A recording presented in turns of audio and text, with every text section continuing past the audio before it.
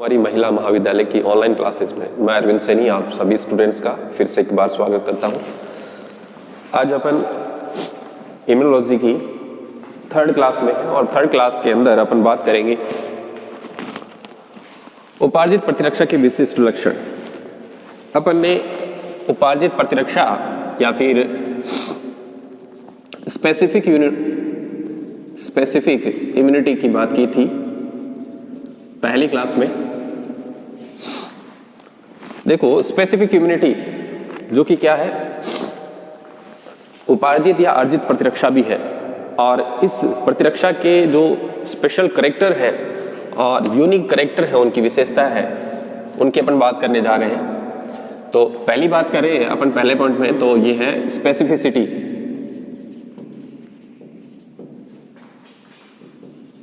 या इसको अपन बोलते हैं विशिष्टता।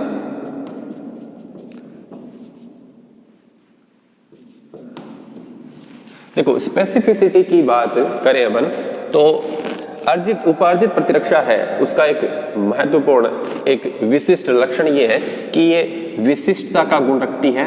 ये सभी प्रकार के जो बैक्टीरिया हैं, वायरस है और उनकी अलग अलग स्पीसीज हैं, उन सभी के लिए ये अलग अलग प्रकार से बिहेव करती है। बिहेव करने का मतलब उसके अगेंस्ट प्रतिक्रिया से है और विशिष्ट प्रतिक्रिया दर्शाती है। तो यहाँ पे विशिष्ट विभिन्न प्रकार के रोगाणु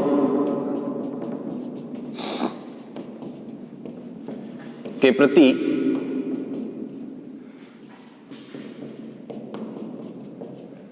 विशिष्ट प्रतिक्रिया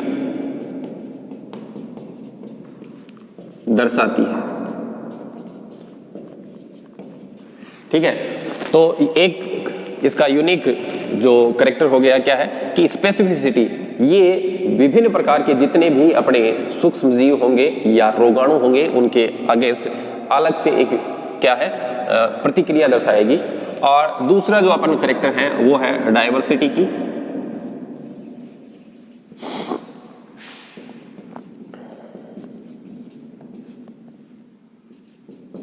विभिन्नता से अर्थ है कि जितने भी सूक्ष्म जीव हैं, विभिन्न प्रकार के सूक्ष्म जीव हैं और उनसे उत्पन्न होने वाले विभिन्न प्रकार के टॉक्सिक मटेरियल हैं, उन सभी के प्रति ये जो इम्यूनिटी है, उपार्जित प्रतिरक्षा है, वो सभी के प्रति क्या है अपनी जो स्पेसिफिक या विशिष्ट जो प्रतिक्रिया है वो दर्शा सकती है।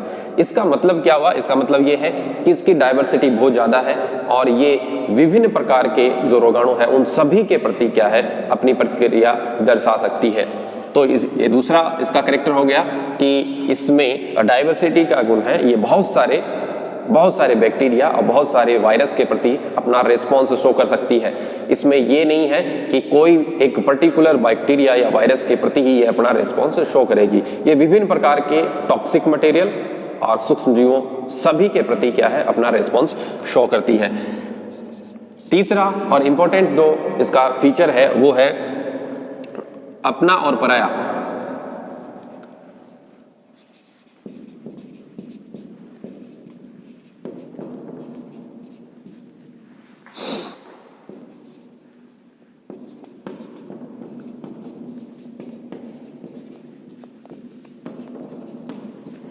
देखो अपने व पराये में विभेदन करना, सेल्फ और नॉन सेल्फ में डिस्क्रिमिनेशन करना कि ये अपना है और ये पराया है।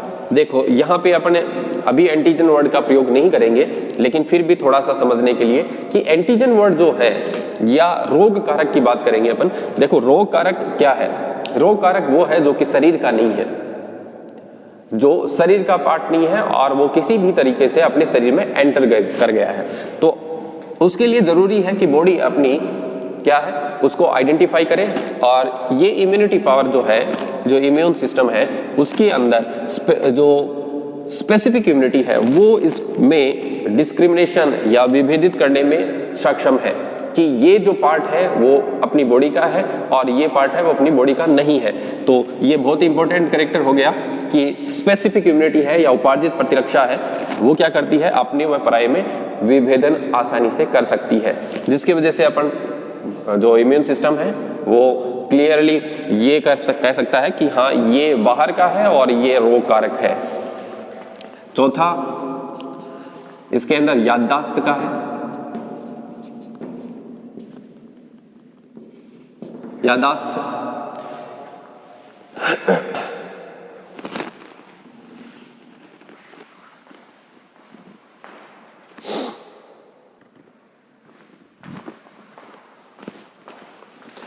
चौथे की बात करें तो इसमें क्या है, याददाश्त है। और याददाश्त या मेमोरी की बात करें तो इसके अंदर स्पेसिफिक इम्यूनिटी के अंदर एक पावर है जिसमें क्या है कि अगर किसी रोग के प्रति इसने कभी रेस्पॉन्स दिया है तो उसकी याददाश्त या मेमोरी सेल्स है वो शरीर के अंदर क्या है, प्रिजर्व हो जाएंगी लंबे टाइम तक। और उसी प्रकार का या वही जीव या सूक्ष्म जीव अपने शरीर में एंटर करता है तो उसके अगेंस्ट ये उन्हीं सेल्स का इस्तेमाल करके उसको न्यूट्रलाइज या उसको खत्म करने का काम करते हैं।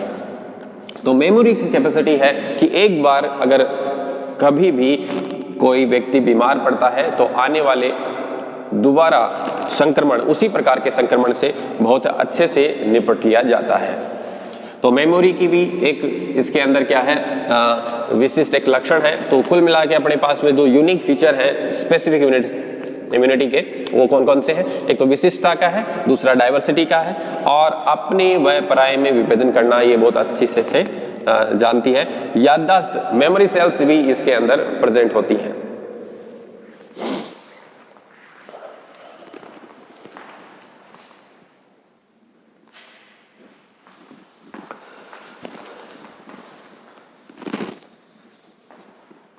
देखो इसके बाद में अपन बात करते हैं स्पेसिफिक इम्यूनिटी के जो स्पेशल फीचर के बाद में अपन बात करते हैं प्रतिरक्षी तंत्र का उद्भव।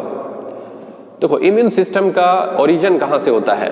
ओरिजिन या उद्भव की बात करें तो अपन देखते हैं इसके अंदर कि इसके लिए जो जिम्मेदार सेल्स हैं उनकी जो उत्पत्ति कहाँ से हो रही है। तो अपन डेवलपमेंट फेज से बात करते हैं, अपन इसकी भ्रूणीय अवस्था की बात करते हैं। तो भ्रूणीय अवस्था के अंदर इसके अंदर सबसे पहले जो यॉर्क सेक होता है, यॉर्क सेक होता है, वहां पे इन सेल्स का जो प्रवर्धन है वो लगातार चल रहा होता है। जैसे जैसे डेवलपमेंट आगे की तरफ जाता है तो यॉर्क सेक के बाद में ये जो सेल्स होती हैं जो इम्यून सिस्टम के लिए रिस्पॉन्सिबल होती हैं, वो सेल्स कहाँ चली जाती हैं? वो स्प्लीन और लीवर में चली जाती हैं। तो आपको याद रखना है यॉर्क सेक के बाद में जो डेवलपमेंट के बाद में जब ऑर्गेनोजेनेसिस होता है, अंगों का निर्माण होता है, तब ये स्प्लीन और लीवर में ट्रांसफर हो जाती है। उसके बाद में ये सेल्स हैं बोन मैरो के अंदर आ जाती हैं। बोन मैरो, स्प्लीन का मतलब है प्लीहा, और यहाँ पे है लीवर का मतलब आप जानते हैं यकृत से है, और बोन मैरो का मतलब है अस्थि मज्जा से। अब यहां देखो कि बोन मैरो के अंदर लास्ट में ये जो सेल्स हैं वो आ जाती हैं। तो यहां पे अपन ने बात की है कि ये यॉर्क सेक की अवस्था है इस डायग्राम में, और ये फिर उसके बाद में स्प्लीन सेल्स एंड लीवर के अंदर जो सेल है ये माइग्रेट होती हुई यहाँ पे अपन ने एक बोन का स्ट्रक्चर बनाया है, और बोन के अंदर अपन देखते हैं अंदर की साइड में बोन मैरो होता है। बोन मैरो या अस्थि मज्जा, और अस्थि मज्जा के अंदर अपन देखते हैं कि यहाँ पे ये सेल्स है लगातार डिवाइड होती रहती हैं। लगातार डिवाइड होने के वजह से ये लाइफ टाइम क्या है, नई सेल्स को जनरेट करती रहती हैं। कुछ सेल्स हैं जो कि क्या करती हैं, आरबीसी का फॉर्मेशन करती हैं। कुछ इरिथ्रोपोइटिक सेल्स होती हैं जो कि क्या है, आरबीसी, ब्लड का फॉर्मेशन। तो ब्लड का फॉर्मेशन भी कहाँ से होता है? बोन मैरो से होता है। तो अपन यहाँ पे देखते हैं कि बोन मैरो के टाइप्स भी होते हैं दो प्रकार, जिसमें अपन एक को रेड बोन मैरो बोलते हैं और दूसरा जो है वो येलो बोन मैरो होता है। रेड बोन मैरो से अपने यहाँ पे इसी में से लगातार क्या है, आरबीसी जनरेट होती रहती है। लेकिन अपन उसकी बात न करके अपन बात करते हैं डब्ल्यूबीसी सेल की, जो कि येलो बोन मैरो से बन रहा है। येलो बोन मैरो, तो बोन मैरो से अपने पास में क्या है, कि यहाँ से दो विशिष्ट प्रकार की जो लिम्फोसाइट्स हैं उनका ओरिजिन होता है, उनका उद्भव होता है। और दो जो लिम्फोसाइट्स हैं वो कौन सी हैं? एक है वो है बी लिम्फोसाइट और दूसरी वाली है टी लिम्फोसाइट।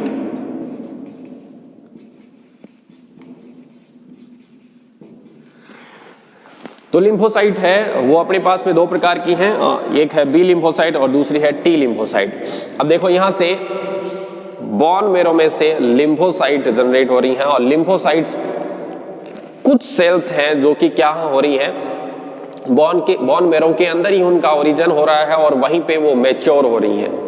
ठीक है, तो यहीं पे उनका लिम्फोसाइट का ओरिजिन हो रहा है और यहीं पर उनका परिपक्वन हो रहा है, मैच्योरेशन हो रहा है। उन सेल्स को या लिम्फोसाइट्स को अपन क्या बोलते हैं? बी लिम्फोसाइट्स बोलते हैं। बी लिम्फोसाइट कैसे बोला है? बी जो वर्ड है वो बोन मेरो से, बोन से लिया हुआ है और बोन मेरो के अंदर ही उसका मैच्योरेशन हो गया है। तो यहाँ पे एक तो है बी लिम्फोसाइट जिसका मैच्योरेशन कहाँ हो रहा है? ओरिजिन और मैच्योरेशन, उद्भव और परिपक्वन दोनों के दोनों कहाँ हो रहे हैं? बोन के अंदर ही हो रहे हैं। ठीक है, बोन मेरो के अंदर ही हो रहा है, इसलिए इसको अपन ने बी लिम्फोसाइट बोला। लेकिन इन्हीं लिम्फोसाइट्स में से कुछ जो लिम्फोसाइट है वो माइग्रेट कर जाते हैं, मतलब वहां से गमन करते हुए कहां तक पहुंच जाते हैं? थाइमस। और थाइमस जो ग्लैंड है उसके अंदर जाके वहां पे उनका परिपक्वन होता है, मैच्योरेशन होता है। उन परिपक्व लिम्फोसाइट्स को अपन यहाँ पे टी लिम्फोसाइट बोल रहे हैं। और थाइमस के अंदर, थाइमस में केवल परिपक्वन हो रहा है ओरिजिन या उद्भव, जहां पे उनका निर्माण हो रहा है वो कहां से हो रहा है? बोन मेरो से। तो बोन मेरो से परिपक्व, वहां से क्या हुआ? ओरिजिन हुआ और परिपक्वन कहां हुआ है? थाइमस में।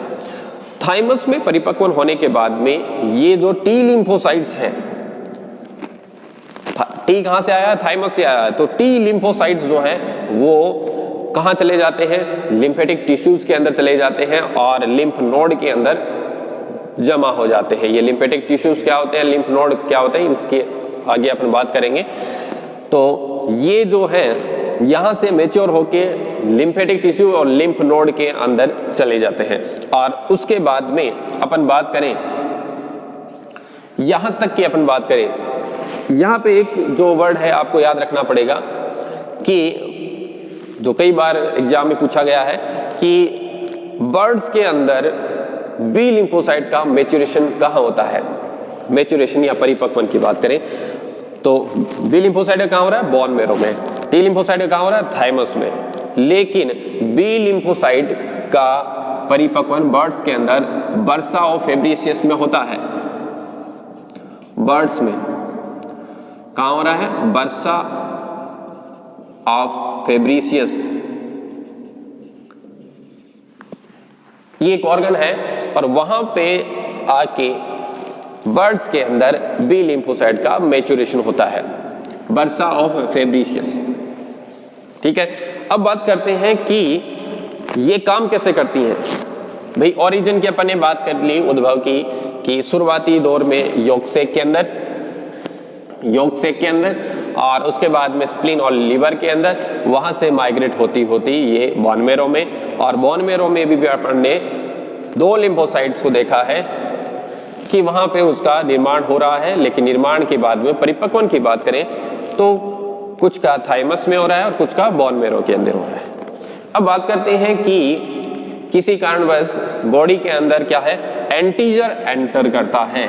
एंटीजन एंटर करता है, ये एंटीजन क्या है? रोग कारक है। तो उसके कारण से ये दोनों एक्टिवेट होती हैं। इतनी देर तक ये इंतजार करती हैं केवल, क्योंकि ये स्पेसिफिक इम्यूनिटी है, तो यहाँ पे एंटीजन के अगेंस्ट काम करते हुए उसी के अकॉर्डिंग ये अपना रिस्पॉन्स शो करेंगी दोनों। तो इससे ये एक्टिवेट हो जाएगी और क्या बन जाएगी? Activated T cells. और इससे इधर की साइड में क्या है? बी लिम्फोसाइट भी एक्टिवेटेड हो जाएगी, जिसको अपन एक्टिवेटेड बी सेल्स बोलते हैं। इसको अपन यहाँ पे प्लाज्मा सेल्स भी बोलते हैं, जो एक्टिवेटेड है। अब दोनों के जो काम करने की जो प्रक्रिया है वो बिल्कुल अलग है। देखो यहाँ से यहाँ पे क्या जनरेट होता है? लिम्फोकाइंस। लिम्फोकाइंस जनरेट होता है और यहां पे अपने को मिलता है एंटीबॉडी। ठीक है, एंटीबॉडीज क्या है? एंटीबॉडीज भी प्रोटीन है और ये लिम्फोकाइंस है जो इसके द्वारा सीक्रेट किए जा रहे हैं। तो अपन यहां पे एंटीबॉडीज देखेंगे और यहां पे लिम्फोकाइंस, इसका रेस्पॉन्स। तो ये जो सेल्स है, ये वाली इम्यूनिटी है वो अलग प्रकार की होगी और ये वाली इम्यूनिटी अलग प्रकार की होगी। क्यों? क्योंकि अपन ने देखा ये बी और टी लिम्फोसाइट है और इसी के आधार पे अपन ने क्या है, इस इम्यूनिटी को भी दो पार्ट में बांटा है। तो यहां पे होगा जो फर्स्ट जो टी लिम्फोसाइट से जनरेट हो रहा है, इसको अपन बोलेंगे सेल मीडिएटेड इम्यूनिटी। कोशिका मध्यवर्ती प्रतिरक्षा, कोशिका मध्यवर्ती प्रतिरक्षा। दूसरी वाली है जो कि क्या है, एंटीबॉडी से है। तो इसके अंदर क्या है, ये है ह्यूमरल इम्यूनिटी। ह्यूमरल इम्यूनिटी जिसको अपन तरल प्रतिरक्षा के नाम से भी जानते हैं।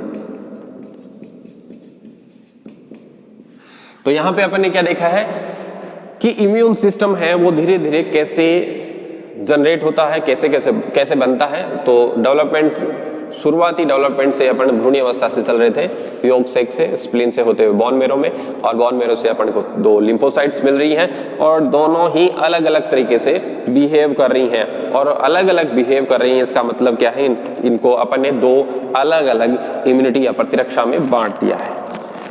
तो सेल मीडिएटेड इम्यूनिटी और ह्यूमरल इम्यूनिटी, तो इसको अपन अलग अलग दो भागों में पढ़ेंगे।